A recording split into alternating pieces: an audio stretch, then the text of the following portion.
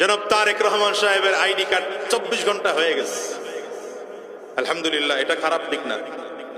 তো আমার কথা হচ্ছে, জনাব তারেক রহমান সাহেবের আইডি কার্ড যদি 24 ঘন্টায় করা যায়, আমারটা 24 ঘন্টা হবে না কেন? আপনারটা 24 ঘন্টা হবে না কেন? কথা বলেন না কেন? এখানে বাধাটা কোথায়? আমরা জন্ম নিছি, দুনিয়া হলো জন্ম নিবন্ধন আর ভোটার আইডি কার্ড আর হলো সার্টিফিকেটের নাম সংশোধন করার জন্য। এটা করতে করতেই তো জীবন পার। কি ঠিক না বেঠিক বলেন? আপনারা যদি জনাব তারেক রহমান সাহেবের আইডি কার্ডটাকে মাত্র 24 ঘন্টায় করতে পারেন, তাইলে বোঝা যায় আপনাদের কাছে এমন প্রযুক্তি আছে যে 24 ঘন্টা আইডি কার্ড বের করা যায়। আপনি সাধারণ মানুষকে সার্ভিসটা দিচ্ছেন না কেন? সুদ খাওয়ার জন্য, ঘুষের ব্যবসা করার জন্য। এই কথা বলেন না কেন?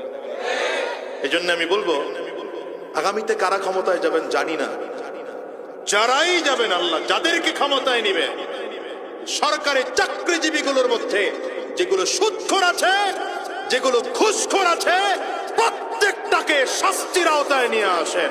এই বাংলাদেশ অটোমেটিক সুন্দর হয়ে যাবে।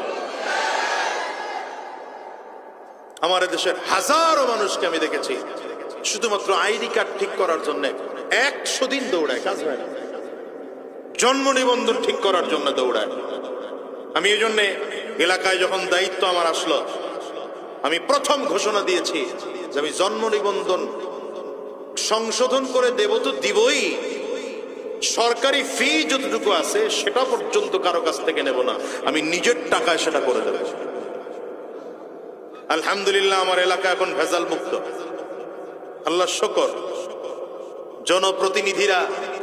জনপ্রতিনিধি হইল যে আমার আয়সা আমার যেটা কাজ করতো এটা আমার প্রস্তাব দিছে, হুজুর 100 টাকা করে, স্বাক্ষর দিলে 100 করে। বুঝেন নাই কথা? আগের জন্য যেমনি দিছে, পরের জন্য যে এমনি প্রস্তাব দিব। বললাম কোনো 100 নাই, তুমি টাকা নিবা কম।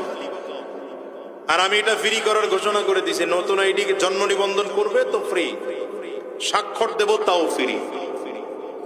আমার তো জনগণের টাকা খাওয়ায়া ভোট নেওয়া লাগে নাই, তো আমি জনগণের সেবা দিতে গিয়ে টাকা খাবো কেন?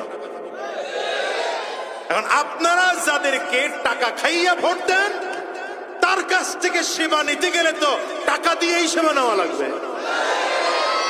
এই কথা বুঝেন নাই? আমাদের চরিত্র ভালো না তো, আমাদের এই দেশের চরিত্র ভালো নয় জাতির।